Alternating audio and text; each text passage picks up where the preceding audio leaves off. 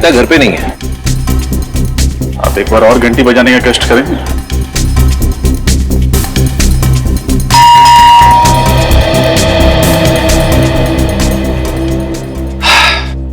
Sir लगता है रश्मि घर पे है नहीं। हम लोग क्यों अपना टाइम वेस्ट करें, चलते हैं यहाँ से। आफ्टी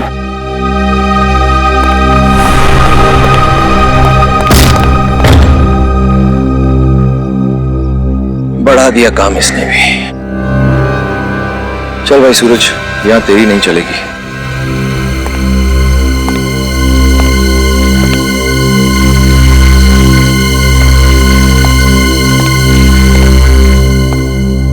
पूरे घर को छान मारो। यस सर, आज सारे सबूत अच्छे से मिटा दूंगा। देखता हूं कैसे करते हैं केस सॉल्व।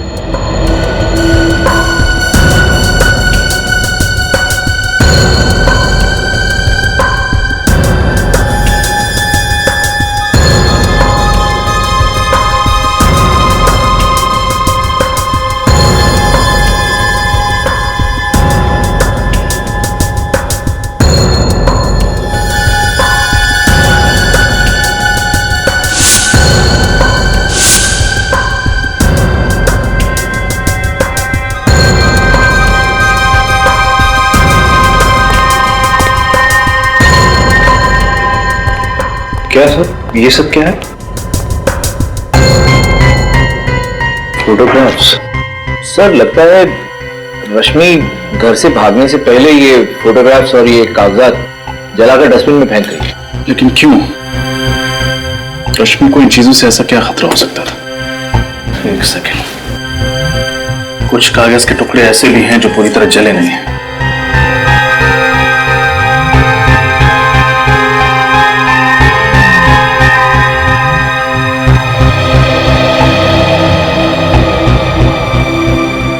PSY।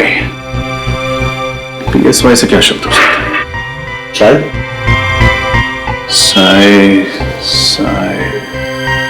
साइकियाट्रिस्ट। ये किसी साइकियाट्रिस्ट का प्रिस्क्रिप्शन है। लेकिन कौन से साइकियाट्रिस्ट का, ये कैसे पता लगेगा? उसकी जरूरत नहीं है सूरज, बस ये पता चल जाए कि रश्मि ये दवाई ले क्यों रही थी, हमारा काम हो जाएगा।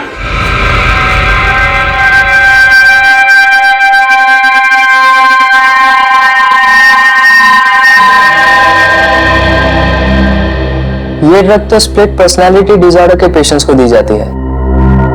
Split personality disorder?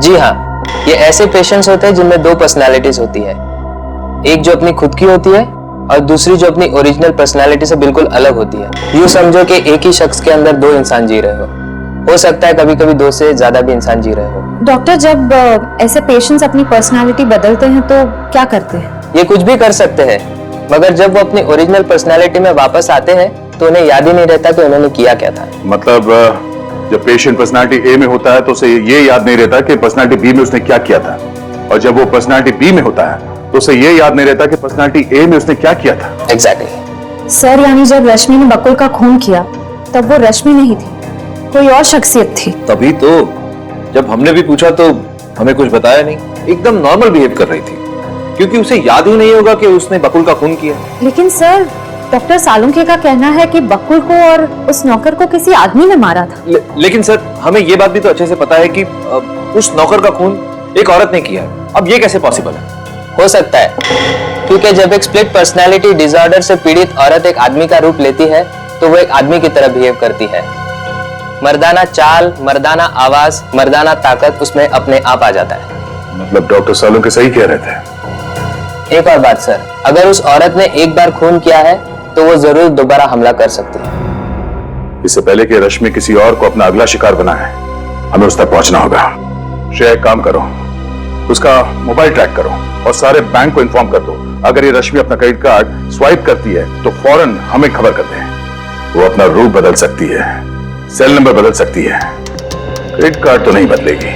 विश्वास नहीं होता कि बकुल जी के खून में रश्मि का हाथ हो सके। और सर हैरानी की बात तो यह है कि सालुंखे सर अब यही मान रहा है कि किसी आदमी ने ही बकुल जी और उस नौकर का खून किया।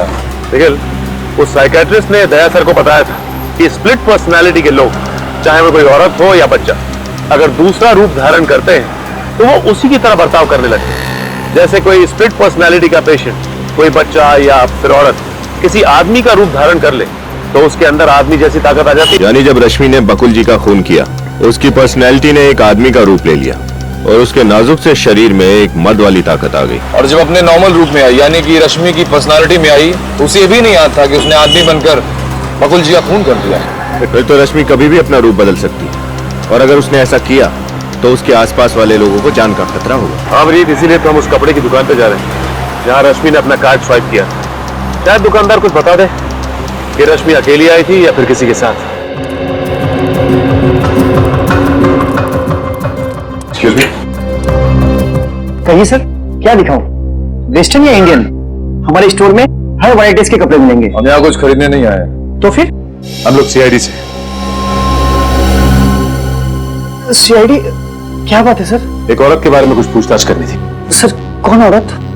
उनका नाम है रश्मि और ये उनका क्रेडिट कार्ड नंबर है। जरा चेक करके बताइए कि यहाँ से क्या खरीदने आई थी और किसके साथ आई थी। जी सर, एक मिनट प्लीज।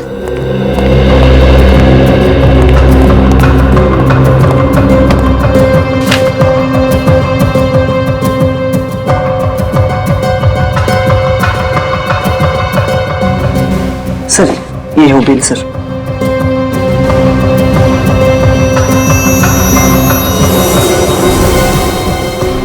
ये क्या? Jeans shirt? रश्मि अपने लिए जींस शर्ट क्यों खरीदेगी? कोई साथ में था क्या उसके? नहीं सर। सर, हो सकता है रश्मि कोई नई चाल चलने वाली हो। ये भी तो हो सकता है कि उसे स्प्लिट पर्सनालिटी का दौरा पड़ा हो और उसने एक आदमी का रूप धारण कर लिया। हाँ सर, इसीलिए उसने ये जेंट शर्ट खरीदी। सर, एक बात बोलूं? बोल। सर, वो लड़की थोड़ी खिसकी हुई थी सर। वो बोल कुछ रही थी और कर कुछ रही थी सर। सर, उसे क्या चाहिए था मैं समझ ही नहीं पाया। तुमने उस लड़की का चेहरा तो देखा ना? हाँ सर, एकदम ठीक से। पहचान जाओगे? हाँ सर। ये है वो लड़की? नहीं सर, ये नहीं थी। ध्यान से देखो, यही होगी। नहीं सर, मैं ठीक बोल रहा हूँ सर, ये वो नहीं थी। उस लड़की का चेहरा सर मैं भूल ही नहीं सकता। इन तीनों में से कोई थी? नहीं सर, इन तीनों में से कोई नहीं थी। सर, इसका मतलब खूनी कोई और अनजान औरत है। हो सकता है निखिल, इस आदमी को अपने साथ ले लो, उस औरत का स्केच बनवाते हैं।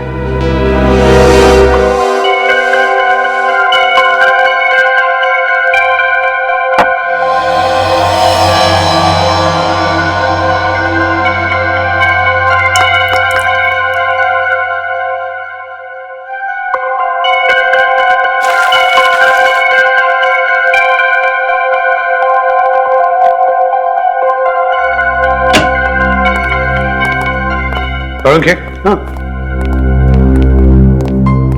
सॉरी।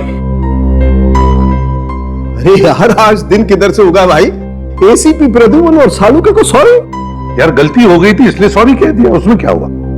गलती? कैसी गलती? सालुके तो कह रहा था ना कि वो खून किसी मर्द ने किया है और हम कह रहे थे कि वो खून किसी औरत ने किया है। तो सही था सालुके। सही था ना? सही था ना? अरे सही कैसे नहीं होऊंगा बॉस? मेरा अंदाजा कभी गलत नहीं होता, बरसों का एक्सपीरियंस है आफ्टर ऑल। आधा सही था तू, आधा। आधा सही मतलब? सालुके, वो जो औरत है ना जिसने खून किया है, वो एक स्प्लिट पर्सनालिटी डिसऑर्डर की मरीज है। उसके ज़हन में, उसके शरीर में जब भी कोई मर्द घुसता है ना तो मर्दों वाला बर्ताव करती है। Oh, I see. Interesting. But anyway, आधा सही तो हूं ना? तो बॉस, इसका मतलब सालुके को रिटायर होने की तो जरूरत नहीं है ना? क्या करूं, छुटकारा भी नहीं, पाला जो पड़ गया तेरे से। अरे यार, यही तो गलत है तुम्हारा। कब बॉस बन जाते हो, कब दोस्त रहते हो, पता ही नहीं चलता।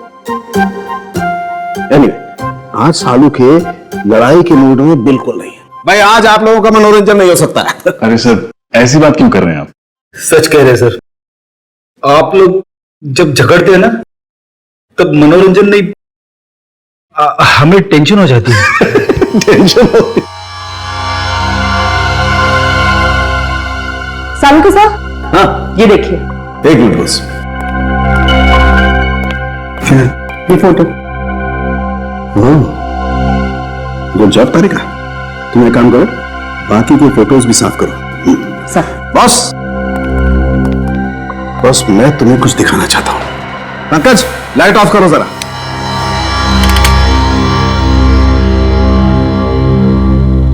बॉस, उन जले हुए कागजों से तो कुछ पता चला नहीं। देखते हैं इस फोटो से क्या पता चलता है। ये तो स्कूल यूनिफॉर्म पहनी हुई किसी बच्ची की फोटो है। हाँ, 10-12 साल की उम्र लगती है। और लगता है उस लड़की के साथ कोई लड़का भी खड़ा है। सर, आप कैसे पता चलेगा कि ये लड़की कौन है और उसके साथ ये लड़का कौन है? अभी पता लगेगा। रश्मि, रश्मि की बचपन की फोटो है ये। लेकिन सर, कोई अपने बचपन की फोटोज क्यों जलाएगा? लोग ये सब तभी करते जब वो कुछ छुपाना चाहते हैं। हाँ सर, मतलब रश्मि के साथ बचपन में कुछ ऐसी बात हुई है जिसे वो छुपाना चाहती है। जरूर फ्रेडी, ऐसा ही हुआ होगा। लेकिन लगता है रश्मि उसकी फोटो में वो जो लड़का खड़ा है ना, उसकी तस्वीर मिटाना चाहती है। यस सर, अब इस लड़के का पता लगाना पड़ेगा। मगर कैसे सर? फोटो में तो कुछ दिख रहा ही नहीं है। क्यों नहीं दिख रहा है? देखो अभी, देखो उस बैच पर क्या लिखा है। DAG public school, DAG public school. Hello Shashi, अच्छा सुनो, वो 1995 का जो बैच था ना, उसका एडमिशन फॉर्म मुझे चाहिए। हाँ, रश्मि नाम की स्टूडेंट का। जी जी, 5th स्टैंडर्ड। ओके ओके, ठीक है। सॉरी, आप लोगों को 2 मिनट और वेट करना पड़ेगा। आप लोग चाय या कॉफी कुछ लेंगे? जी नहीं, थैंक्स। मैडम, ये फाइल।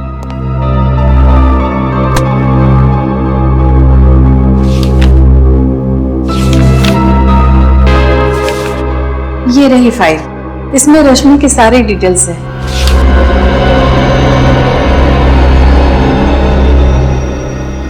लेकिन इस फाइल से हमें खास जानकारी नहीं मिलने वाली। कुछ और बता सकती हैं आप रश्मि के बारे में? जी नहीं, इस बारे में मुझे और कुछ पता नहीं। एक मिनट सर, मुझे इस लड़की का चेहरा देख के कुछ याद आ रहा है। इसका एक बड़ा भाई था जो फुटबॉल बहुत अच्छी खेलता था। वो हमारे स्कूल की टीम में था। आपको पूरा यकीन है? जी सर। क्या नाम था उसका और कौन सी क्लास में पढ़ता था? सर, नाम और क्लास तो याद नहीं है। हाँ सर, वो इससे 2-3 साल बड़ा था सर। 2-3 साल बड़ा था। ये 1995 की 7वीं और 8वीं क्लास की रिकॉर्ड फाइल लेके आइए प्लीज। वो हो थोड़ा पतला होगा। सर, ये रश्मि कहीं फेस बदल के तो नहीं गई थी गारमेंट शॉप में? किसी वजह से शॉपकीपर उसे पहचान नहीं पा रहा है। हो सकता है अभिजीत, बिल्कुल हो सकता है। हाँ पंकज। जी सर। ये नीता, निकिता और शिखा तीनों को बुलाया ब्यूरो में? जी सर, श्रेया उन्हें लेके आती होगी। गुड। स्केच रेडी है सर।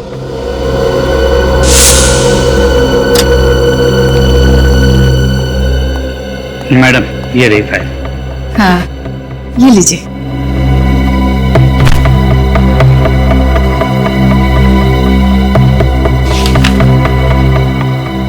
निखिल, रश्मि के घर से जो फोटोग्राफ्स मिली थी वो लाना। सॉरी।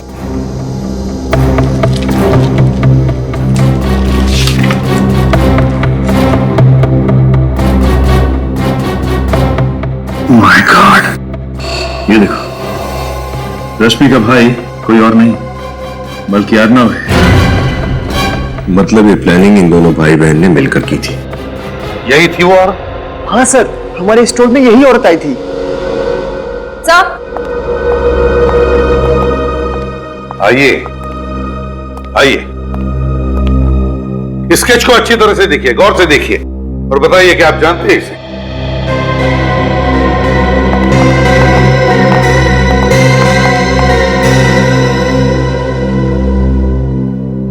नहीं सर।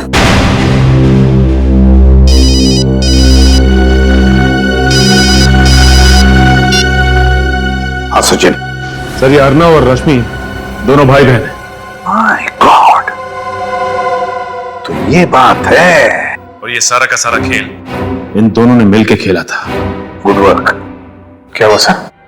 अभिजीत, रश्मि और अर्नव सगे भाई बहन हैं। क्या सगे भाई बहन? हाँ, सगे भाई बहन। क्यों नहीं ताई, आपको तो पता था ना कि रश्मि और अर्नव सगे भाई बहन? नहीं सर, मुझे बस इतना पता था कि रश्मि बकुल की सेक्रेटरी है। वो दोनों भाई बहन है, ऐसा तो मुझे कुछ नहीं पता। और शिखा जी, आपको भी नहीं मालूम कि रश्मि अर्नव की बहन है? नहीं सर, मुझे इसके बारे में कुछ नहीं पता। बड़ी अजीब बात है, आप तो अर्नव की मंगेतर है ना, और आपको ही नहीं पता? सर, अर्नव ने मुझे इसके बारे में कुछ भी नहीं बताया था। ठीक है, आप लोग जा सकती हैं।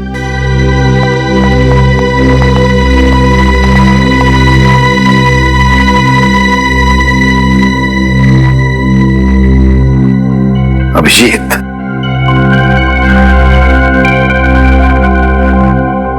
अभिजीत, तुम कह रहे थे ना कि औरत भेष बदल कर भी आई होगी। कुछ दिमाग में आ रहा है, कुछ दिमाग में आ रहा है। श्रेया, अर्नव की फोटोग्राफ कंप्यूटर में निकालो। सर, ये रहा अर्नव का चेहरा। अब श्रेया, अर्नव के इस चेहरे पर स्केच में जो जो है वो सब बनाओ। ये ऐसे बाल, ये कानों में बालियां और ये लिपस्टिक।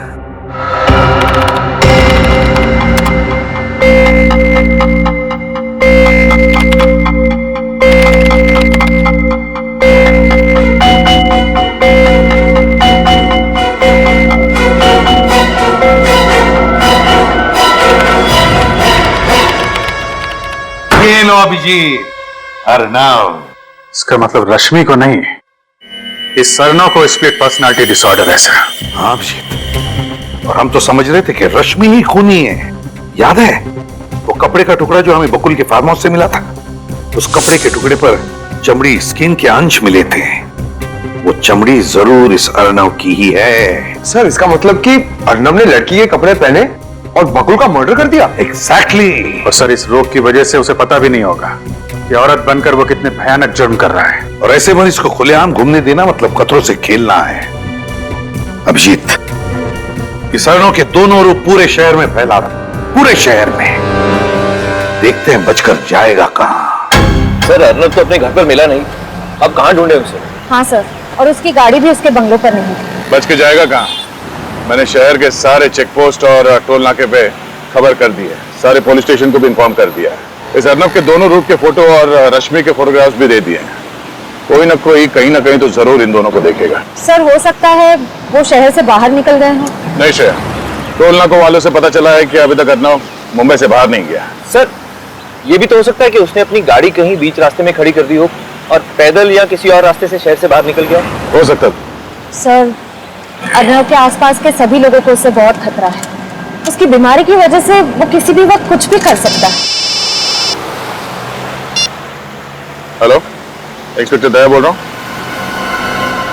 क्या? कहाँ पे? ठीक है, उस पर नजर रखो, हम लोग बस पहुंच ही रहे हैं वहां पे।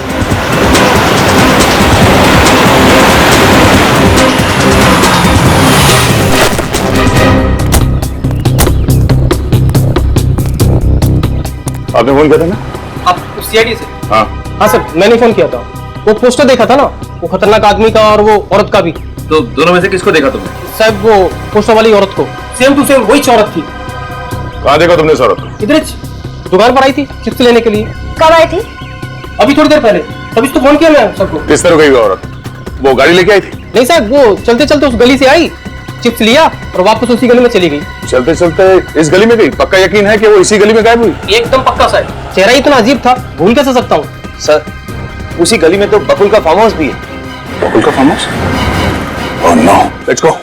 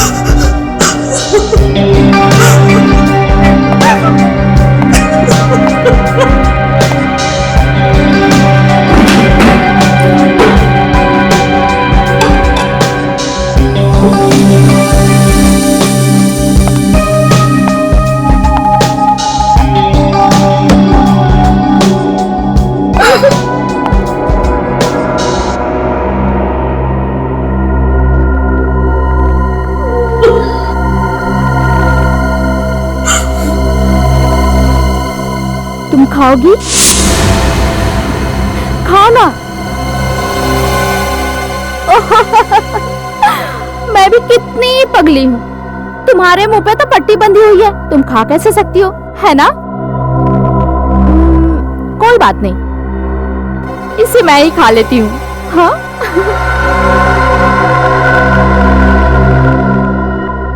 लेकिन तुम्हारी आंखें तो खुली है ना, तुम तो मुझे देख सकती हो, आंखों पे पट्टी नहीं है, तो तुम मुझे खाता हुआ देखो।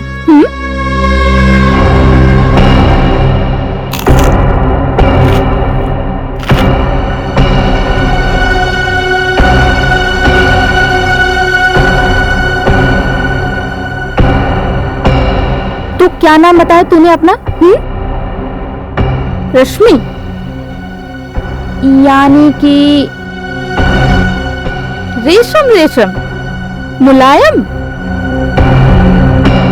तेरी हिम्मत कैसे हुई कि तू मुझसे ज्यादा खूबसूरत दिखे? तेरा कोई हक नहीं है, कोई हक नहीं है तेरा, समझी तू? लेकिन अगर तूने हिम्मत की है तो हर गलती की सजा होती है ना?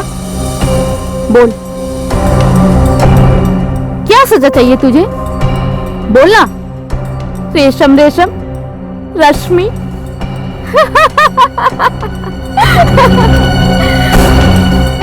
क्या हुआ, दर्द हो रहा है?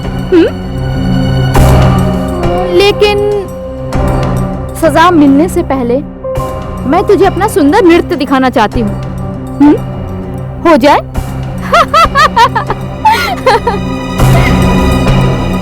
पहले मजा, फिर सजा।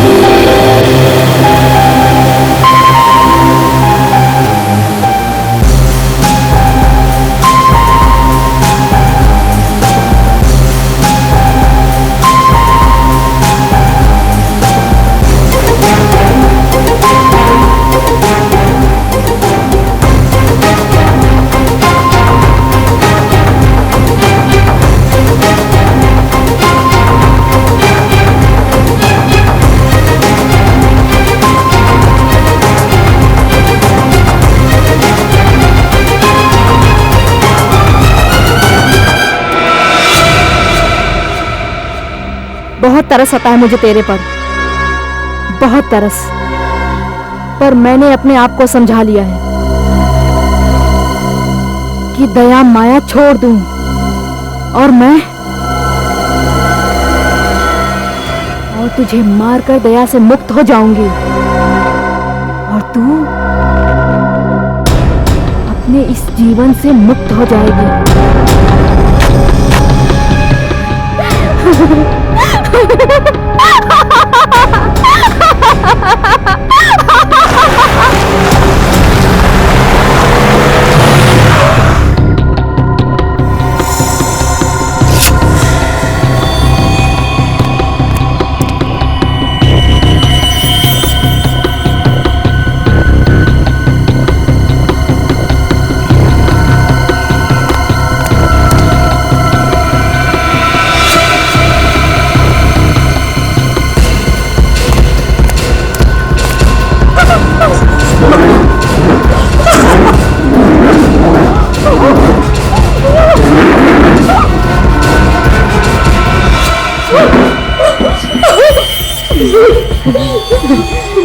अलविदा, अलविदा, मगर मुझे तेरी बहुत याद आएगी।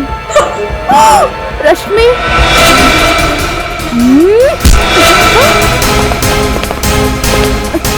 कौन हो तुम?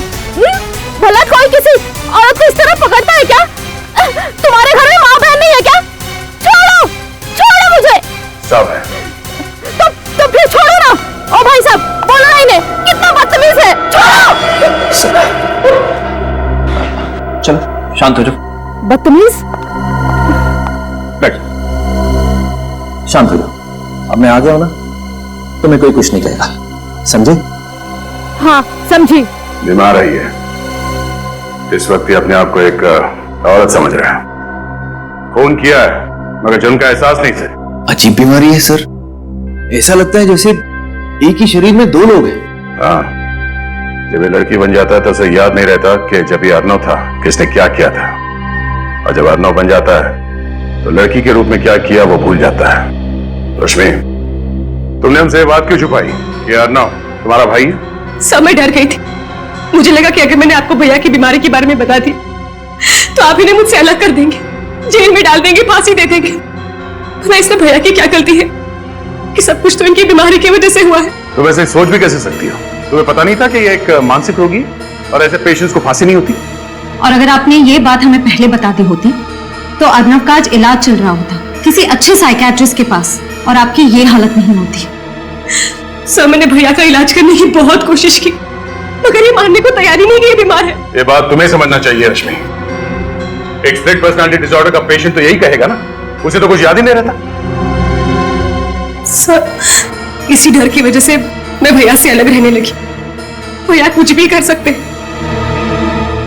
अभी आपने देखा ना, अगर आप लोग वक्त पर नहीं आते तो ये तो मुझे मार ही डालते। मुझे नहीं पता था सर कि मेरे जाने के बाद भैया की हालत इतनी बिगड़ जाएगी।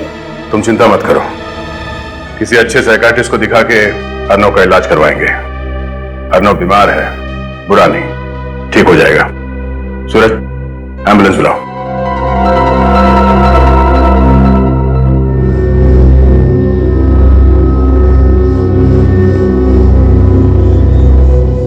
Finger on your lips. मेरी क्लास में तुम लोग ज्यादा बात मत किया करो, और मैं जो सिखा रही हूँ उसे ध्यान से देखो, समझो, वरना एग्जाम कैसे पास करोगे तुम लोग? हाँ, A2 + B2 इज। कमरे में कोई भी नहीं, मगर उसे लग रहा है कि कमरे में बहुत सारे स्टूडेंट्स हैं और वो गड़बड़ कर रहे हैं। अर्नव की तबीयत बिगड़ती जा रही है। देखिए, फिलहाल वो खुद को एक औरत यानी प्रोफेसर पायल समझ रहा है। डॉक्टर साहब, मुझे पता है इस बीमारी को ठीक करना बहुत मुश्किल है, लेकिन वक्त चाहे जितना भी लगे आप अर्नव को ठीक करने की कोशिश कीजिए। और एक रिक्वेस्ट है, अर्नव को एक अलग से कमरे में रखिएगा। मेरे कहने का मतलब है। सर, आप चिंता ना करें, हम जानते हैं कि ऐसी स्थिति में वो औरों के लिए खतरा बन सकता है, इसलिए हमने अर्नव को एक अलग वार्ड में सुरक्षित रखने का बंदोबस्त किया है। डॉक्टर साहब, ये बताइए कि इसकी तबीयत कब तक ठीक हो सकती है? मेरा मतलब है, ये अपनी पर्सनालिटी में कब तक वापस आ सकता है? बताना मुश्किल है, और मैं इसके ठीक होने की कोई गारंटी भी नहीं दे सकता। 6 महीने, साल भर, 2 साल, सब डिपेंड करता है कि वो ट्रीटमेंट के साथ कितना रिस्पॉन्ड करता है।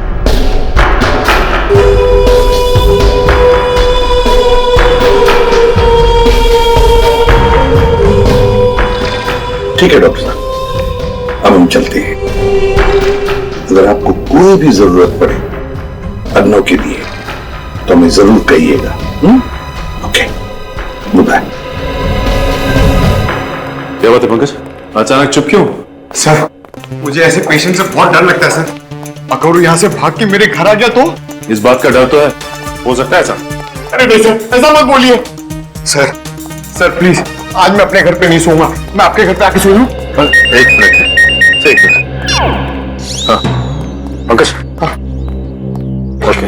हाँ पंकज, एक सिंपल सा कैच नहीं पकड़ पाए तुम। अरे सर को बताना तो चाहिए था, मेरा ध्यान नहीं था, और राइट हैंड में ये रुमाल था, मैं लेफ्ट से कैसे कैच पकड़ूं? मैं राइट ही हूँ। फिलहाल वो खुद को एक औरत यानी कि प्रोफेसर पायल समझ रहा है।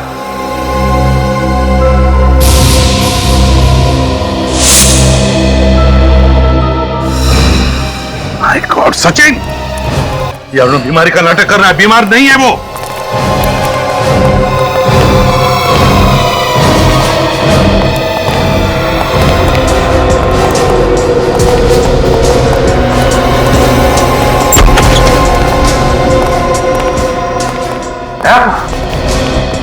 कहां गायब हो गया है? क्या हुआ सर, कोई प्रॉब्लम है? प्रॉब्लम तो अब तुम्हें होगी, झूठ बोलने का नतीजा जानते हो? झूठ? मैंने क्या झूठ बोला है सर? ये अनजान बनने का नाटक बंद करो डॉक्टर। देखिए सर, पहले ये तो बताइए प्रॉब्लम क्या है? प्रॉब्लम ये है डॉक्टर कि तुमने ही बताया था ना कि अर्नव को स्प्लिट पर्सनालिटी डिसऑर्डर है। हाँ ये सच है सर, आपने खुद देखा है उसे अजीबोगरीब बर्ताव करते हुए। नहीं, वो बिल्कुल नॉर्मल है। नॉर्मल है? ये क्या कह रहे हैं आप लोग? नॉर्मल है वो। अब कहाँ है इस वक्त, बताओ जल्दी। सर उसे सेशन रूम में लेके गए। चलो ले चलो भाई। चलिए सर। अगर तुम प्रोफेसर की बात नहीं मानोगे ना तो प्रोफेसर तुम्हें पनिशमेंट देंगी, समझे? सॉरी। अर्णव,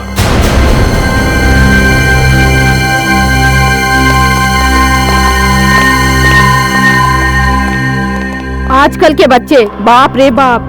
नमस्ते टीचर जी।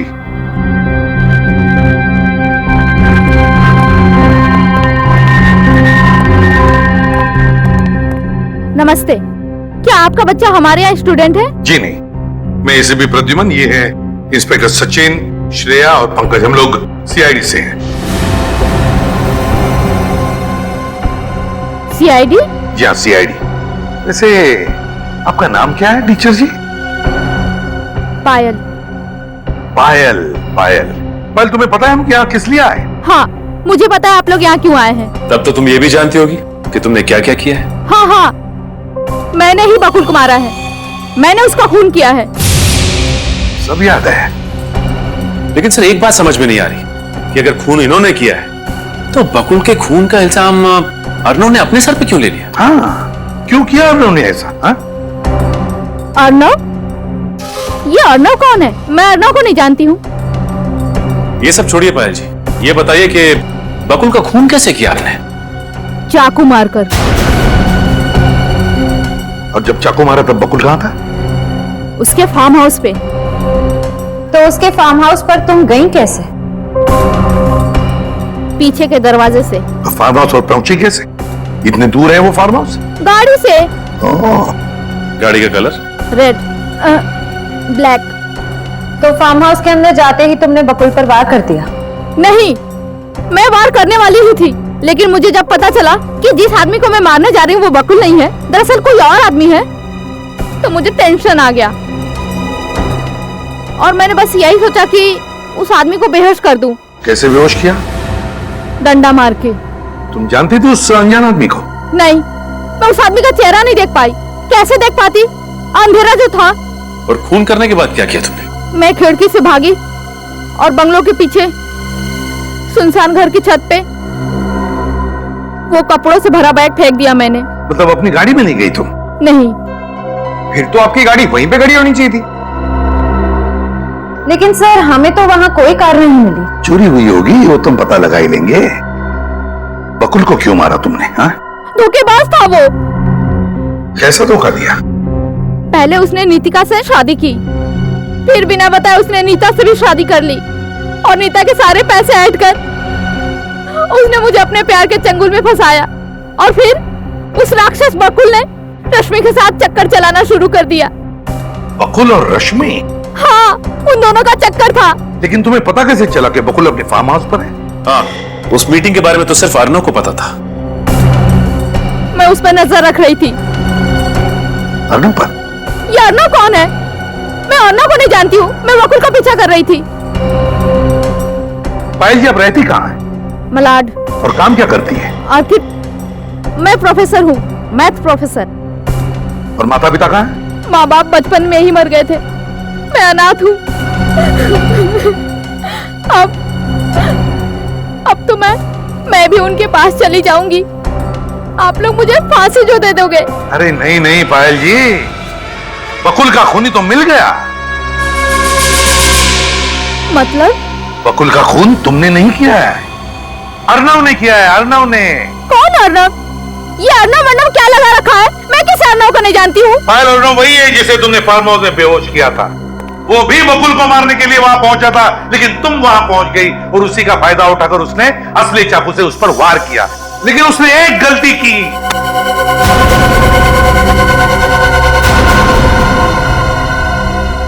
एक गलती की। कैसी गलती? वही गलती जो अभी तुमने की। पायल उल्टे हाथ का इस्तेमाल करती है, लेफ्टी है वो। और अर्णव राइट हैंडेड है, राइट हैंडेड, दाहिने हाथ का इस्तेमाल करता है वो। और इस वक्त तुम पायल हो, राइट? और उस हिसाब से तुम्हारी सारी हरकतें पायल जैसी होनी चाहिए, अर्णव जैसी नहीं।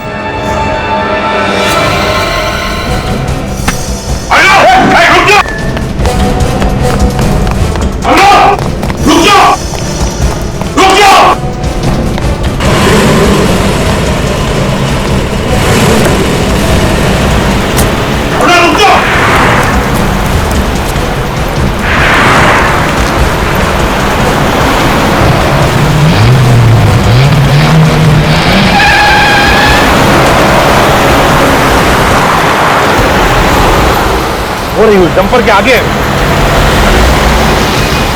निकलना नहीं चाहिए हमारे हाथों से सचिन। नहीं बचेगा सर। पलक झपकते ही हमारे आंखों के सामने से भाग गया। सर ये बहुत चालाक है। ओवरटेक करो उसे। हाँ सर।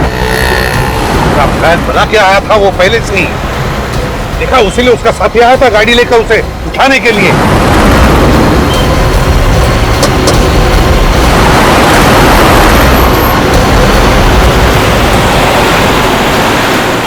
सीआईडी की गाड़ी पास में आ गई है।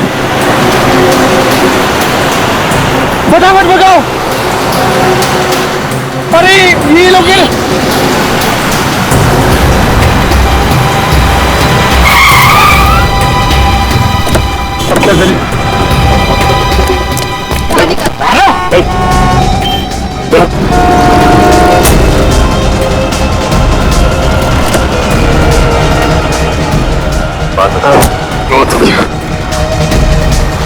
सर रश्मि। रश्मि जी, हमें तो पहले से ही शक था कि अर्णव का साथ तुम दे रही थी। और तू बहुत कर ली तूने एक्टिंग, अब अपनी एक्टिंग हमें दिखा। अर्णव, अपने स्प्लिट पर्सनालिटी डिसऑर्डर की एक्टिंग से तुमने साइकियाट्रिस्ट को भी फंसा दिया। वाह, कहां से सीखी तुमने ये एक्टिंग? कितनी भी एक्टिंग कर लो, लेकिन तुम भूल गए कि हर नाटक पे पर्दा गिरता ही गिरता है। तो फिर बताओ, कहां से शुरू करोगे अपनी कहानी? हाँ, ये सच है कि मैंने स्प्लिट पर्सनालिटी डिसऑर्डर के पेशेंट होने का नाटक किया और बकुल का खून किया। लेकिन बकुल का खून क्यों किया? वो तो तुम्हारा अच्छा दोस्त था ना? नहीं, अच्छा दोस्त नहीं था वो मेरा, बल्कि वो अच्छा इंसान नहीं था, हैवान था वो, हैवान। क्यों? ऐसा क्या किया था बकुल ने? उसने मेरी बहन की जिंदगी बर्बाद कर दी। रश्मि की जिंदगी बर्बाद कर दी? कैसे? बहरूपिया था वो, मक्कार था वो, धोखेबाज था, भोली भाली लड़कियों को अपने जाल में फंसाता था, शादी करता था मुझसे उनकी प्रॉपर्टी के लिए। पहले से 2 शादी कर चुका था वो, और मेरी बहन की जिंदगी बर्बाद करना चाहता था फिर से। ये सच है सर, बकुल से मुझे प्यार था, लेकिन मैं उसकी शादीशुदा जिंदगी से बिल्कुल अनजान हूं। उसने पहला फुसला कर मेरी सारी प्रॉपर्टी अपने नाम पर करवा दी और मैंने उसे मना तक नहीं किया, ये सोचकर कि वो तो मुझसे शादी करने ही वाला था। फिर एक दिन मुझे सच पता चला कि वो तो पहले से ही शादीशुदा है और उसकी एक नहीं बल्कि 2 पत्नियां हैं, नितिका और दूसरी नीता। मैं उससे मिला, उसे समझाने की कोशिश की मैंने उसे कहा कि अगर तू मेरी बहन से प्यार करता है तो अपनी बीवी को तलाक दे दे और रश्मि से शादी कर ले। लेकिन उसने ऐसा नहीं किया। हाँ। फिर हम दोनों ने मिलकर उस राक्षस को खत्म करने का प्लान बनाया। अर्णव ने बकुल को झगड़ा खत्म करने के बहाने फार्म हाउस पर बुलाया और उसका कत्ल कर दिया। बदले की आग में तुमने ना सिर्फ बकुल का बल्कि उस नौकर का भी कत्ल कर दिया। तुम दोनों ने ये जुर्म किया है, अब सजा भी तुम दोनों को होगी, शायद फांसी।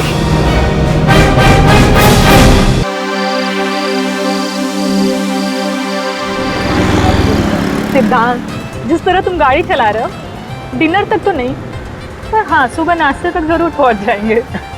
क्या करें, जिसकी बीवी इतनी खूबसूरत हो उसका ध्यान गाड़ी की तरफ कम और बीवी की तरफ ज्यादा होता है। क्यों? सिद्धांत, बदमाशी मत करो। आज हमारी शादी को 5 साल हो गए पूरे, पर तुम्हारी फ्लर्ट करने की आदत ना अभी तक नहीं गई। तो तुमसे फ्लर्ट करने की आदत तो आखिरी सांस तक नहीं जाएगी। ओहो, देखो किसका फोन आया है। किसी का भी, पर गाड़ी चलाते टाइम फोन उठाना अलाउड नहीं है। अरे सिर्फ हेलो बोल के तुम्हें दे दूंगा। ठीक है, जल्दी दो। हेलो,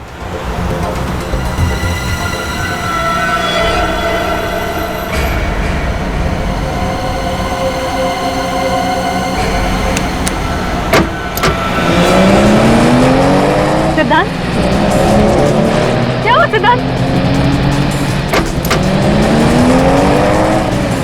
स्लो चलाओ गाड़ी सिद्धांत।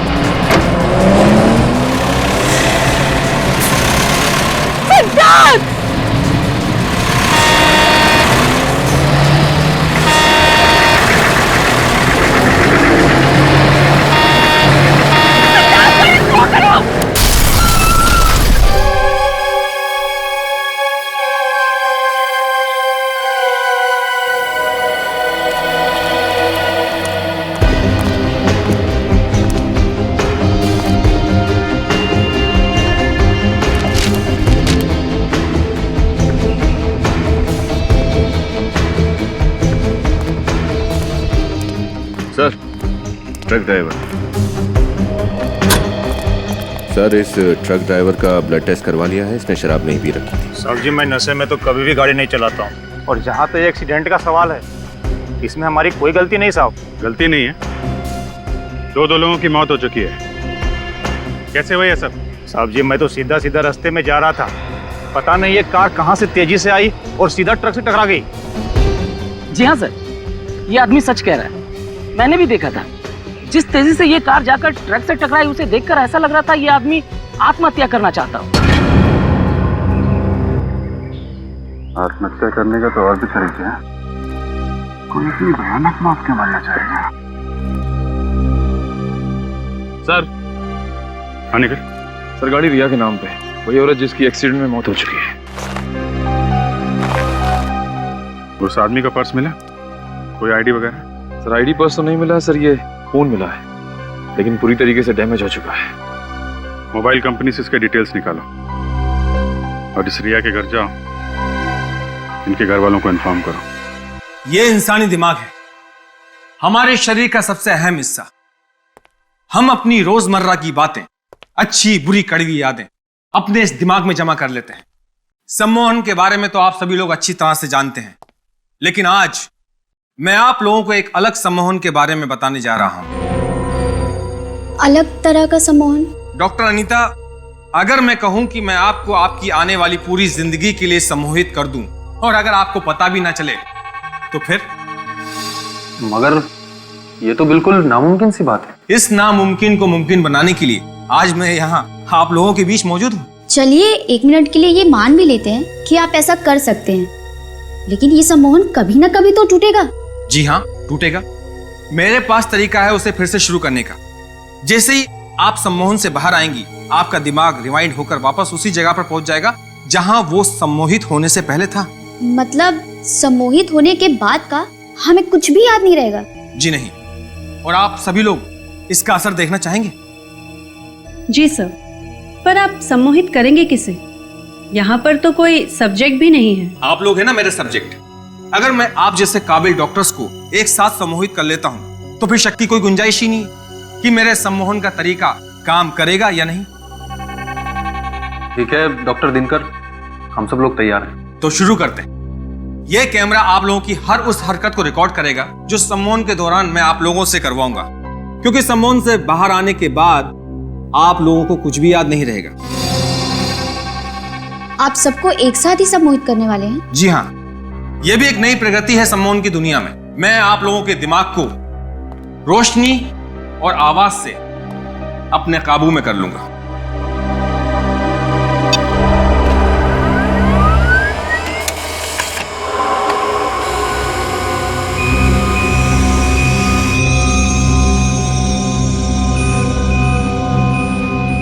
इन किरणों को गौर से देखिए। बस यही एक रोशनी है जिसे आप सब देख सकते हैं, और बस मेरी ही आवाज है जिसे आप सुन सकते हैं। इस रोशनी और मेरी आवाज के अलावा इस सृष्टि में कुछ और नहीं है।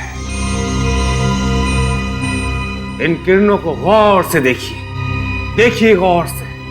आप लोगों को सिर्फ और सिर्फ मेरी ही आवाज सुनाई दे रही है।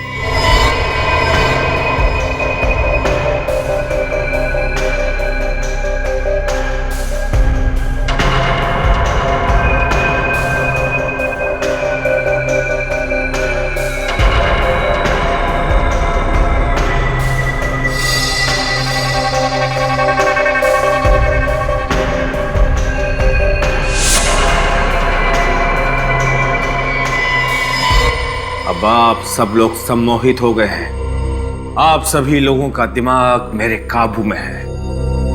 आप सभी वही करेंगे जो मैं कहूंगा, जो मैं चाहूंगा।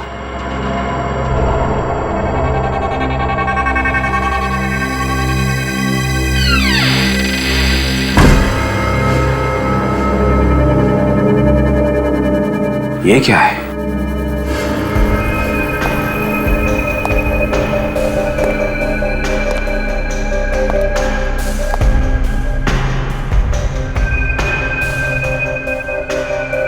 तीन बज गए, 2 बजे लेक्चर खत्म होना था। अंदर से कुछ आवाज भी नहीं आ रही है। दरवाजा खोल के देखिए। नहीं, डॉक्टर दिनकर नाराज हो जाएंगे। नहीं नहीं, कुछ नहीं होगा, चलो देखते हैं।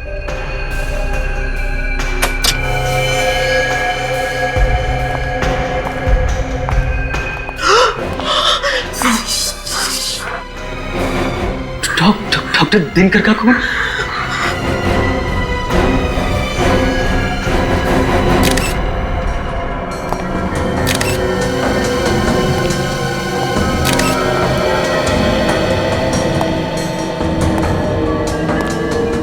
फाउंटेन पेन से खून कर दिया। ये खूनी भी क्या क्या तरीका निकालते हैं डॉक्टर साहब खून करने के। अभिजीत, अगर पेन से सीधा ऐसे वार किया जाएगा तो आदमी तो पक्का मर जाएगा बस। ये देखो,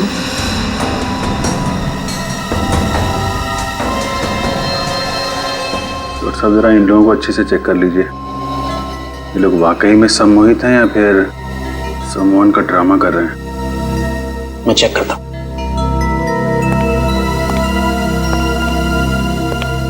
सर, इन दोनों का कहना है कि कॉन्फ्रेंस के दौरान ना ही कोई अंदर आया और ना ही कोई बाहर गया। कॉन्फ्रेंस के शुरू होने का टाइम क्या था? 11 बजे सर। और ये 2 बजे तक खत्म होने वाली थी। हाँ सर, लेकिन 3 बजे तक कोई बाहर नहीं आया ना, तो हम लोगों ने दरवाजा खोलकर देखा तो डॉक्टर दिनकर की लाश पड़ी हुई थी सर। मतलब 11 बजे से 3 बजे के बीच आप लोग इस दरवाजे के बाहर ही खड़े थे? जी, बाहर ही खड़े। हाँ सर। बिल्कुल हिले नहीं? जी सर। सर, इसका मतलब खूनी कोई बाहर का नहीं बल्कि अंदर का आदमी है। हाँ अभिजीत,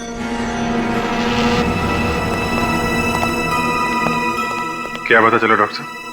अभिजीत जरा यहाँ देखो, ये इसकी आंख की पुतली पे ये काले काले निशान पे देखो गौर से। कुछ फर्क नजर आ रहा है? ये थोड़ा बड़ा दिख रहा है। एग्जैक्टली। और ऐसा तभी होता है जब इंसान सम्मोहित होता है। मतलब एक सम्मोहित आदमी ने खून कर दिया?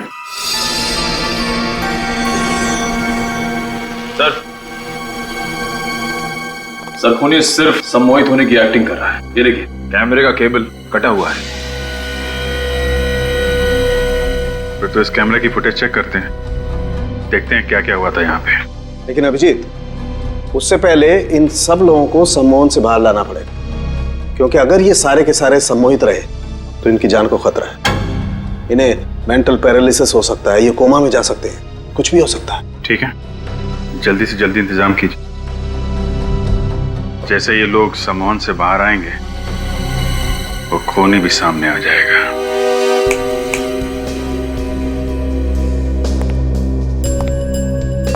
देखिए ऑफिसर, फिलहाल तो मुझे कोई तरीका नजर नहीं आ रहा है इन लोगों को सम्मोहन से बाहर निकालने का। तरीका नजर नहीं आ रहा मतलब? आप भी तो एक साइकोलॉजिस्ट हैं, हिप्नोटिज्म की अच्छी खासी जानकारी है आपको, तो फिर ऐसा क्यों? देखिए, सम्मोहित हुए लोगों को हिप्नोटिज्म से बाहर निकालना मुझे आता है, लेकिन इन लोगों पे डॉक्टर दिनकर ने कुछ अलग किस्म का एक्सपेरिमेंट किया है। इन लोगों पे कोई भी तरीका काम ही नहीं कर रहा है। इसका मतलब है इन लोगों को सम्मोहन से बाहर लाने का कोई रास्ता नहीं है? डॉक्टर दिनकर ने अपनी आवाज और रोशनी से इन लोगों को हिप्नोटाइज किया है, और सम्मोहन से बाहर निकालने के लिए इन दोनों चीजों की जरूरत होगी मुझे। डॉक्टर दिनकर मर चुके हैं, वो अब आपकी मदद के लिए वापस नहीं आ सकते। जो भी कुछ करना है आपको ही करना है। जी, मैं पूरी कोशिश कर रहा हूँ, मुझे थोड़ा वक्त दीजिए।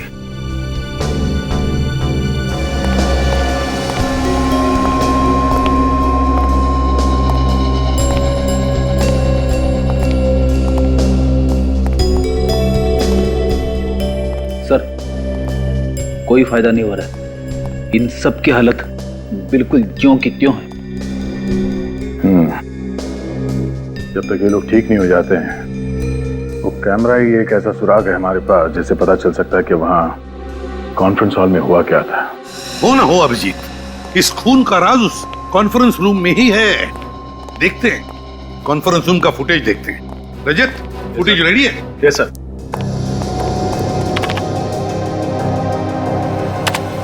इन किरणों को गौर से देखिए, गौर से देखिए इन किरणों को। रोशनी के सिवा आपको कुछ और नहीं दिखाई देगा। बस यही एक रोशनी है जिसे आप देख सकते हैं, और बस मेरी ही आवाज है जिसे आप सुन सकते हैं। आप सभी लोग सम्मोहित हो गए हैं। अब आप लोगों का दिमाग मेरे काबू में है। मैं जो कहूंगा बस आप लोग वही करेंगे।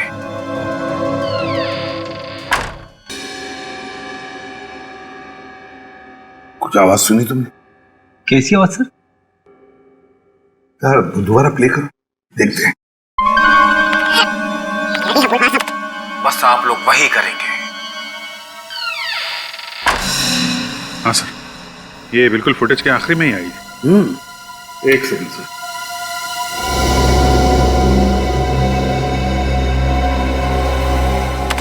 क्या सुनिए?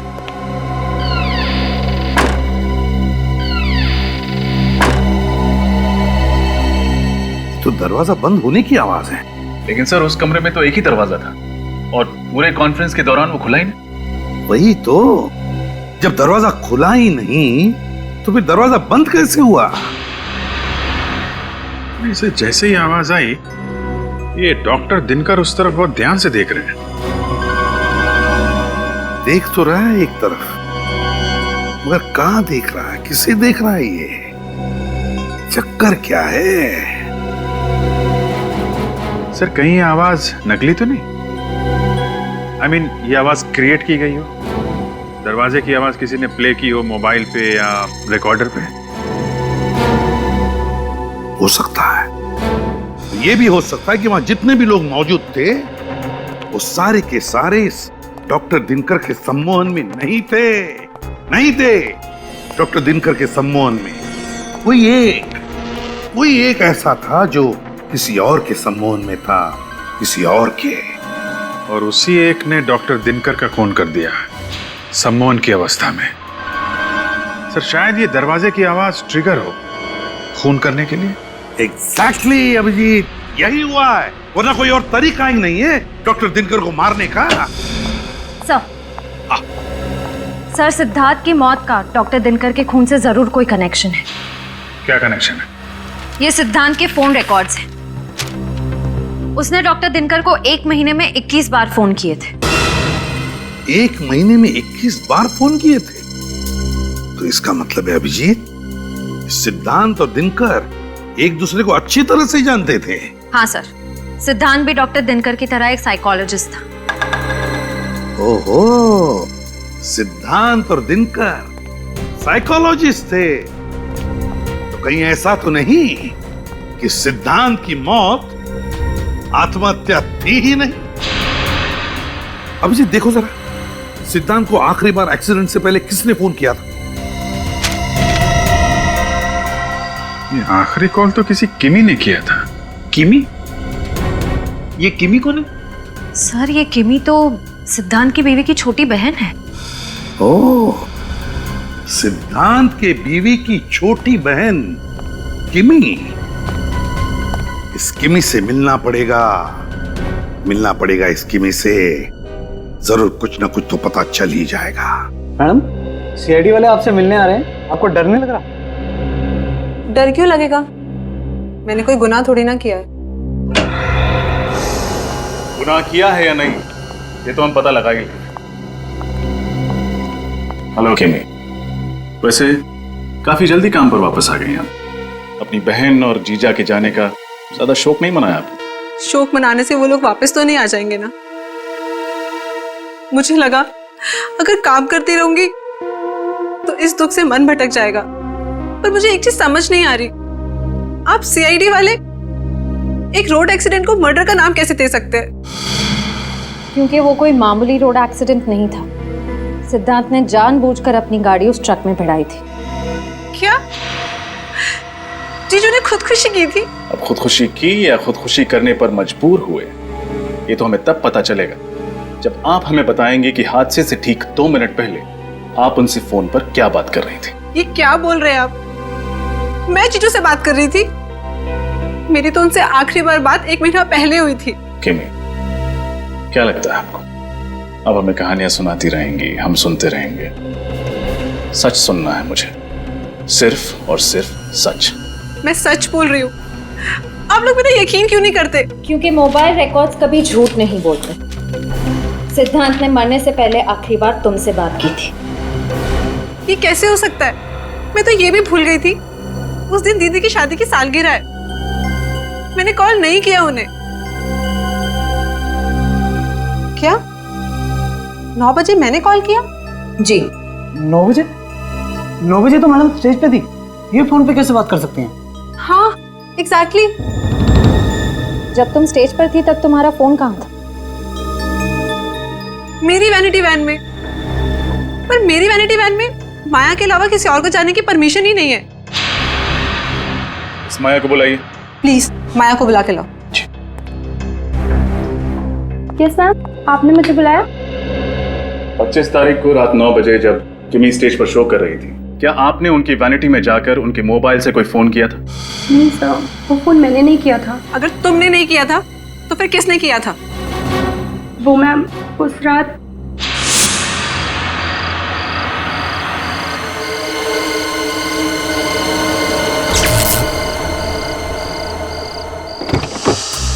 प्रोडक्शन, वैनिटी, इलेक्ट्रिशियन दादा, प्रतीक, शैलेश, कहाँ चले गए सबके सब? अरे कोई तो इलेक्ट्रिशियन को भेजो यहाँ पे।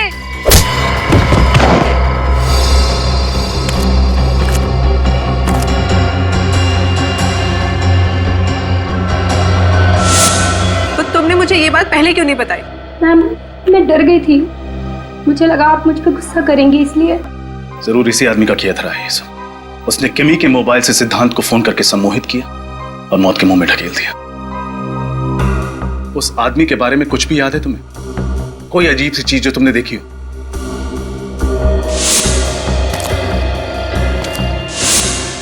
सर उसके जूते।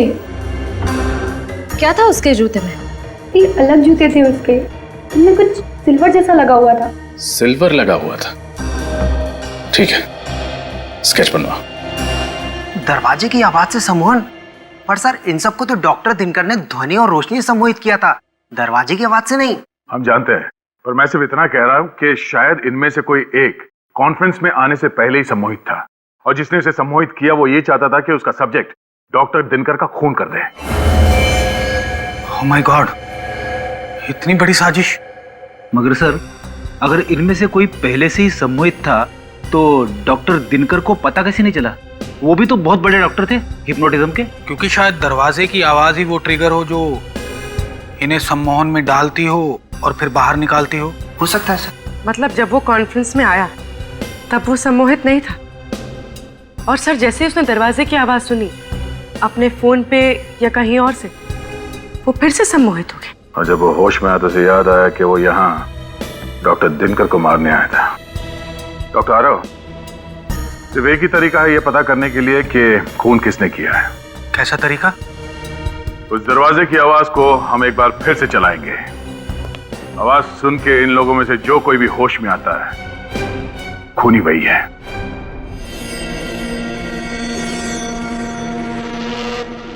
Ready sir.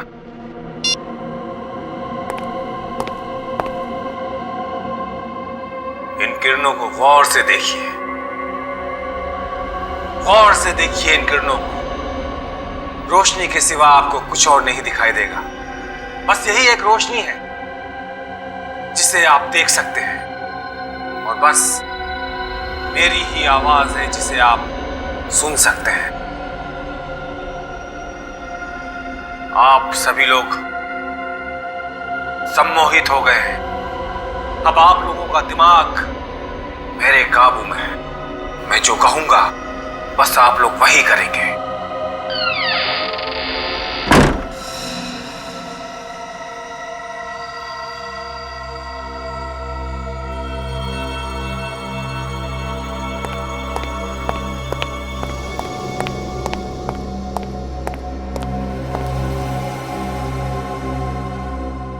मैं यहाँ? डॉक्टर आरव, मैं तो डॉक्टर दिनकर के कॉन्फ्रेंस में थी ना। ये सब लोग कौन है? प्रेषिता, तुम सम्मोहित थी, और ये लोग सीआईडी से हैं। सीआईडी? आइए। पर डॉक्टर दिनकर कहाँ है? उनका खून हो गया है। खून? किसने किया? तुमने। व्हाट? ये क्या कह रहे हैं आप? प्रीशिता जी, क्या आपको कुछ भी याद नहीं कि उस कॉन्फ्रेंस रूम के बंद दरवाजे के पीछे क्या हुआ था?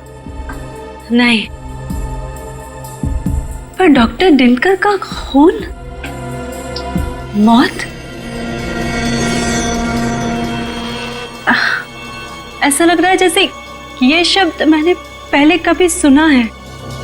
वो इसलिए क्योंकि तुम कॉन्फ्रेंस में डॉक्टर दिनकर को मारने के लिए आई थी, पहले से सम्मोहित होके। किसने तुम्हें हिप्नोटाइज किया था? हा? कौन है वो जो दिनकर को मारना चाहता था? मुझे नहीं पता, कुछ नहीं पता।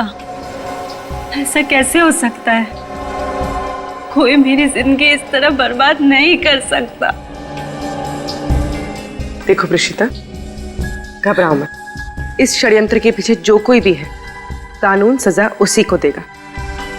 और अगर तुमने ये जानबूझ के नहीं किया है तो तुम्हें कुछ भी नहीं होगा। तुम बस अपने दिमाग पे जोर डालो और हमारी मदद करो। मैं सच कह रही हूँ, मुझे कुछ याद नहीं आ रहा। ऐसा लग रहा है जैसे एक लंबी नींद से जागी और पीछे का सब धुंधला धुंधला सा लग रहा है।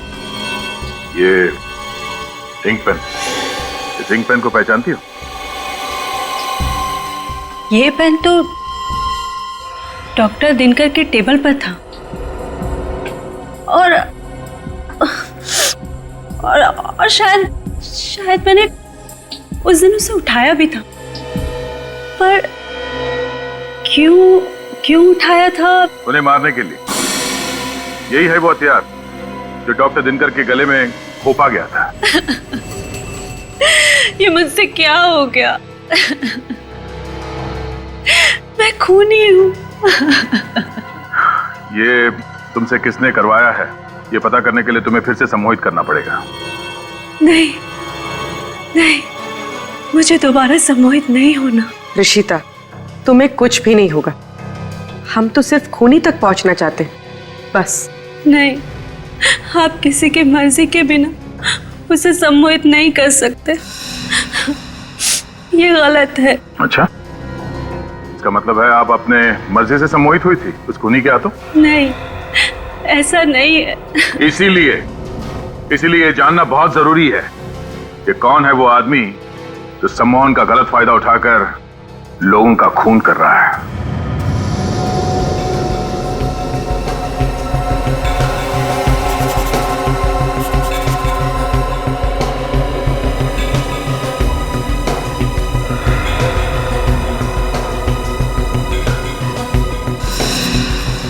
सर, ये जिस किसी का भी काम है थोड़ा खिसका हुआ है। वो साबित करना चाहता है कि सम्मोहन की कला में वो बेस्ट है। तभी तो दिनकर और सिद्धांत जैसे साइकोलॉजिस्ट को मार दिया उसने। सर, कुछ खतरनाक पकड़ा है उसके दिमाग में। अभिजीत, एक बार ही प्रीशिता को याद आ जाए ना ये कलाकार है कौन, फिर नहीं बचेगा ये हमारे हाथों।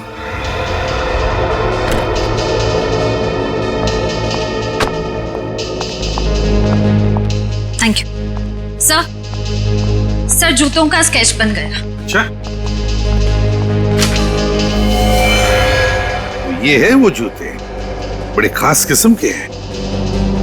लगता है कस्टम मेड है। हाँ सर, ये कस्टम मेड ही होंगे। ऐसे मेटल वाले जूते ऑर्डर देकर ही बनवाए जाते हैं।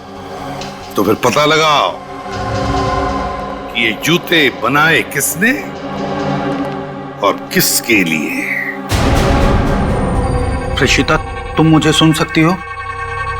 हाँ। गुड। अब मैं तुमसे जो कुछ भी पूछूंगा तुम सच सच बताओगी। ओके? Okay doctor. प्रीशिता, अब तुम अपने दिमाग की गहराइयों में जाओ और मुझे बताओ कि डॉक्टर सिद्धांत और डॉक्टर दिनकर की आखिरी मुलाकात तुम्हें याद है? हाँ।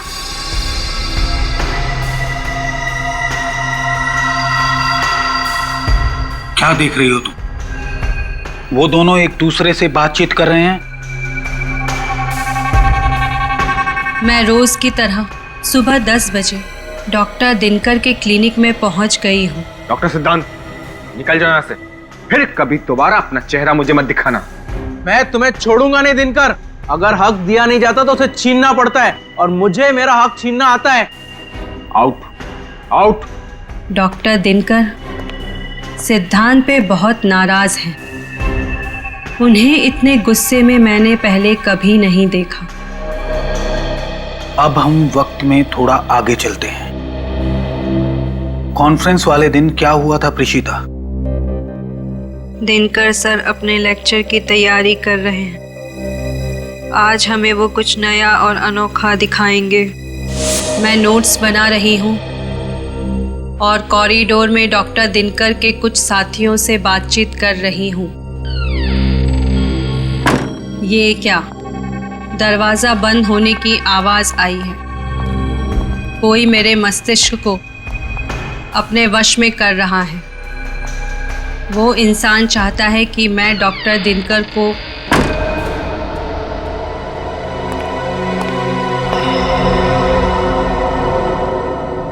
रशिता, क्या कर रही है? चलो, कॉन्फ्रेंस के लिए लेट हो रहा है। Yes sir. अब मैं ठीक हूँ। कॉन्फ्रेंस में जा रही हूँ। अब उस आवाज का मुझ पर कोई असर नहीं है। ठीक है प्रीशिता, अब तुम सो जाओ। अब तुम्हें कोई भी आवाज सुनाई नहीं देगी।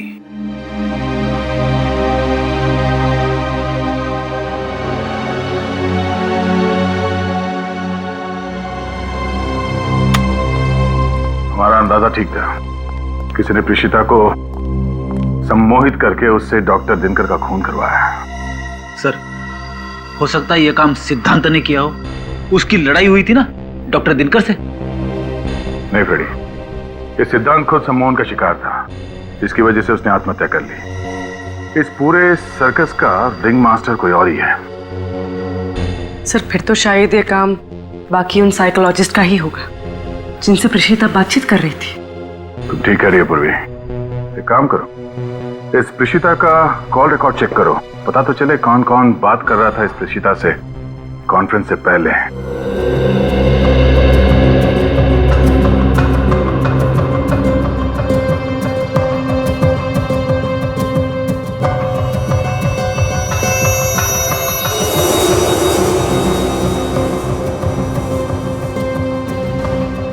सर, हमने इतनी सारी दुकानें देख ली, वो कस्टम मेड जूते किसने बनाए हैं वो अभी तक पता ही नहीं चल पा रहा है। मत पता, यहाँ पता करते हैं, देखते क्या पता लगता है। Excuse me. Yes please. हम सीआईडी से। ये स्केच देखिए। क्या आप बता सकते हैं कि इस तरह के जूते आपके यहाँ बनते हैं या नहीं? जी हाँ, आप बिल्कुल ठीक जगह पर आए हैं सर। ऐसे जूते हमारी दुकान में ही बनते हैं। अच्छा, वैसे ये जूते कुछ अलग तरह के हैं ना? जी सर, अलग है, क्योंकि ब्लैक लेदर के साथ साथ इसमें सिल्वर जैसी धातुओं का भी इस्तेमाल हुआ है। अच्छा, आप ये बता सकते हैं कि पिछले 1 महीने में इस तरह के जूते आपने कितने बनाए? पिछले महीने ऐसी 3 जोड़ियों का ऑर्डर था। सिर्फ 3? जी। फिर तो आप आसानी से बता पाएंगे कि ये 3 लोग कौन थे। हाँ, एक तो वीरेंद्र नाम का कोई एनआरआई था जो इंडोनेशिया से आया था, और एक 16-17 साल का लड़का था, और तीसरा। हाँ? तीसरा कौन था? अरे हाँ सर, तीसरी तो कोई एक लड़की थी जो अपने मंगेतर के लिए ऐसे जूते बनवाने आई थी। लड़की? जी। क्या नाम था उस लड़की का? एक मिनट।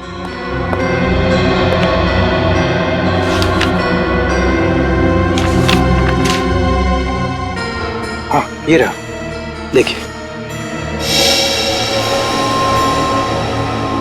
तो ये है वो लड़की जिसने वो जूते बनवाए थे। तो पिछले 1 महीने से हर रोज प्रीशिता का मोबाइल यहाँ साइकोलॉजिकल सेंटर में आ रहा है। वही तो, डॉक्टर दिनकर के साथ काम कर रही थी। 15 किलोमीटर दूर यहाँ उसे आने की क्या जरूरत पड़ी? Excuse me. जी कहिए। हम लोग सीआईडी से। सीआईडी? क्या बात है? एक खून हुआ है।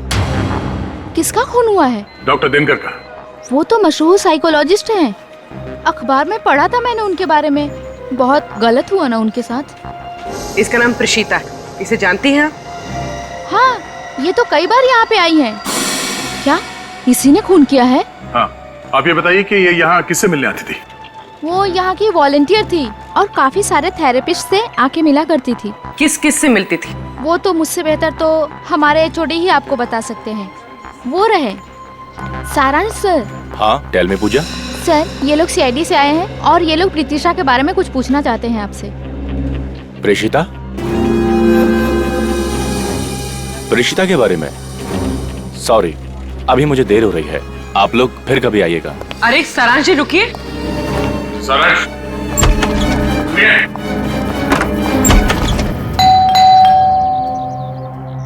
सर, मैंने कभी सोचा भी नहीं था कि इस केस की तहकीकात हमें फिर से किमी के घर ले आएगी। बहुत ही उलझा हुआ केस है श्रेया, धीरे धीरे कई राज खुले, अभी तो बहुत कुछ सामने आना बाकी है।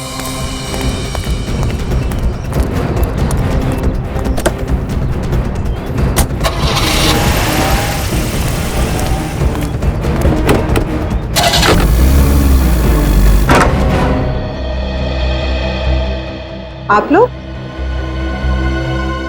आइए, अंदर आइए। आज आप फिर यहाँ पे कैसे? क्या बात है किमी जी, हमें देखकर आपको ज्यादा खुशी नहीं हुई? अरे नहीं नहीं, ऐसी कोई बात नहीं है। हमें आपसे उन जूतों के बारे में।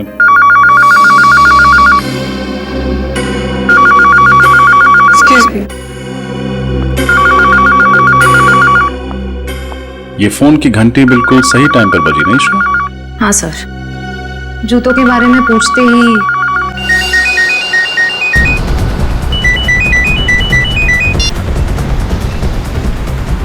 हेलो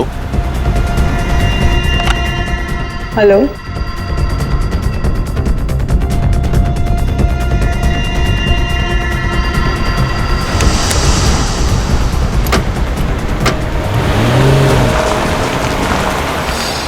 इसने अचानक गाड़ी की स्पीड क्यों बढ़ा दी?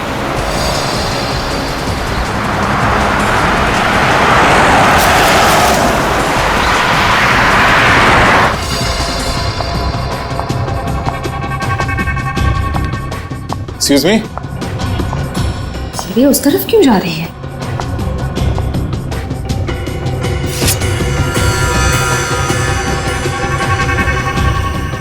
लगता है उस फोन कॉल के जरिए इसे भी सम्मोहित कर दिया गया है।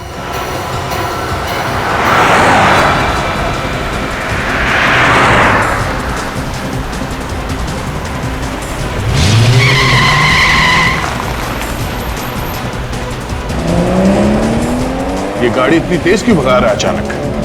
सर, ये गाड़ी तो रोबोट की तरह चला रहा है। सर, कहीं इसे भी तो सम्मोहित नहीं कर दिया?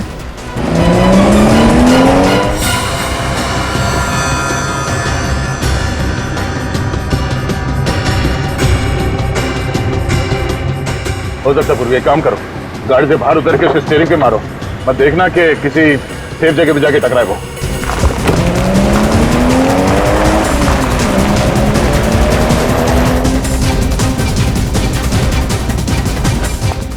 किमी, किमी, किमी होश में आओ।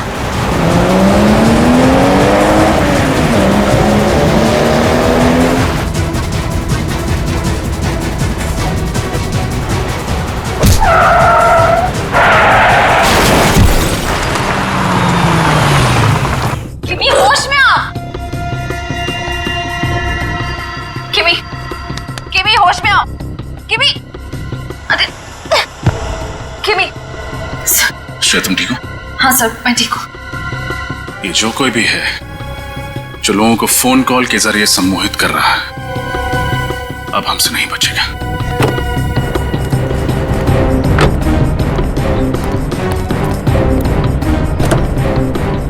सारांश, इसके सर पे चोट लगी है। सारांश, चलो इसे हॉस्पिटल लेके चलते हैं। ये देखिए सर, इस आदमी ने फोन के जरिए हिप्नोटाइज किया सारांश को। ओह, तो ये है, इसे फंसाने के लिए जाल बिछाना पड़ेगा।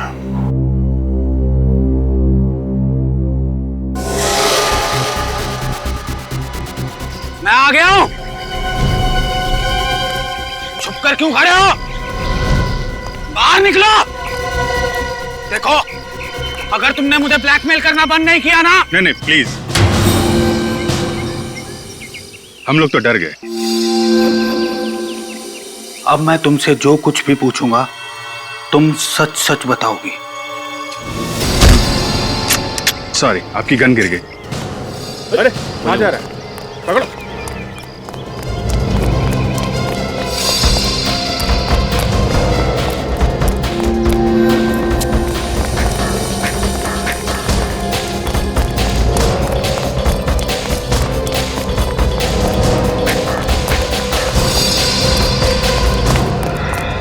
कहाँ? बहुत लोगों को सम्मोहित कर लिया है, अब सीआईडी का सम्मोहन भी देख लो। हाँ, मैंने डॉक्टर दिनकर और डॉक्टर सिद्धांत की जान ली है। क्यों? अपनी सम्मोहन कला का गलत इस्तेमाल करते शर्म नहीं आई तुम्हें? उन्हें शर्म नहीं आई? मेरी जिंदगी भर की मेहनत को एक पल में छीनते हुए।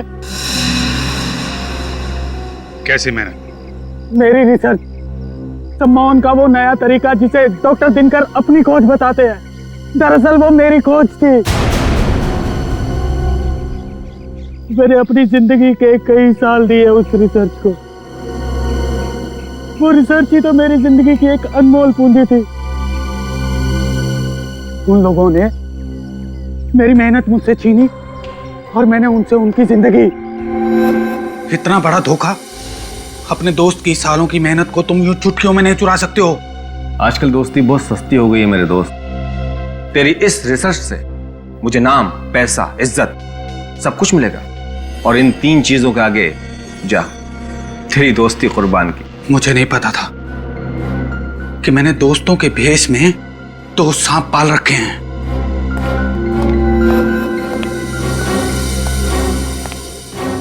दिनकर की जूनियर डॉक्टर प्रेषिता मुझसे भी ट्रेनिंग ले रही थी, क्योंकि वो जानती थी कि सम्मोहन के जो राज मैं उसे सिखा सकता हूँ वो दिनकर उसे 7 जन्मों में भी नहीं सिखा सकता। इसीलिए मैंने प्रेषिता को ही अपना मोहरा बनाया। प्रेषिता, तुम्हें डॉक्टर दिनकर का खून करना है प्रेषिता, और अब जो आवाज तुम्हें सुनाई देगी उसके बाद तुम अपने होश में आ जाओगी, और फिर दोबारा जब तुम्हें ये आवाज सुनाई देगी तो तुम्हें याद आ जाएगा कि तुम्हें डॉक्टर दिनकर का खून करना है। समझी तुम? ऋषिता, इन किरणों को महसूस करो। अब तुम्हें सिर्फ मेरी आवाज सुनाई दे रही है। अब सिर्फ तुम्हारा एक ही उद्देश्य है, तुम्हें डॉक्टर दिनकर का खून करना है प्रेषिता। तुम्हें डॉक्टर दिनकर को मार देना है प्रेषिता। समझ गई तुम?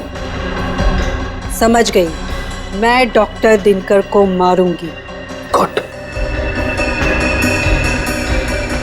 लो, ये आवाज सुनो।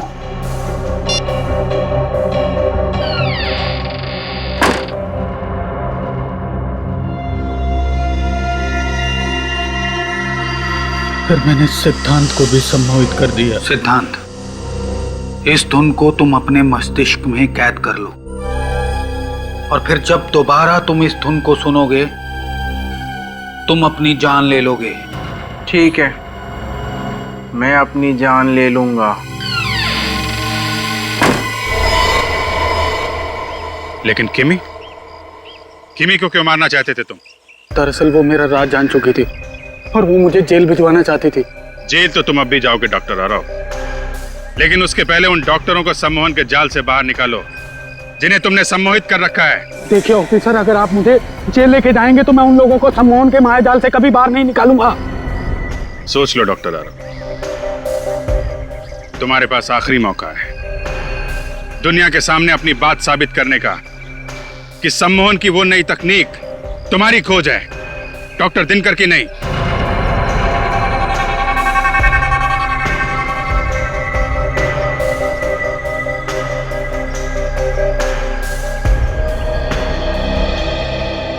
ठीक है ऑफिसर, मैं अपने बदले के लिए उन निर्दोष लोगों की जान से नहीं खेलूंगा। लेकिन बदले की आग में तुमने जुर्म का रास्ता अपनाया है डॉक्टर आरव। दो लोगों के खून किए हैं तुमने, उसकी सजा तो तुम्हें भुगतनी ही पड़ेगी। इस तरह के और भी एपिसोड देखने के लिए हमारे चैनल को सब्सक्राइब करें और बेल आइकन दबाना ना भूलें।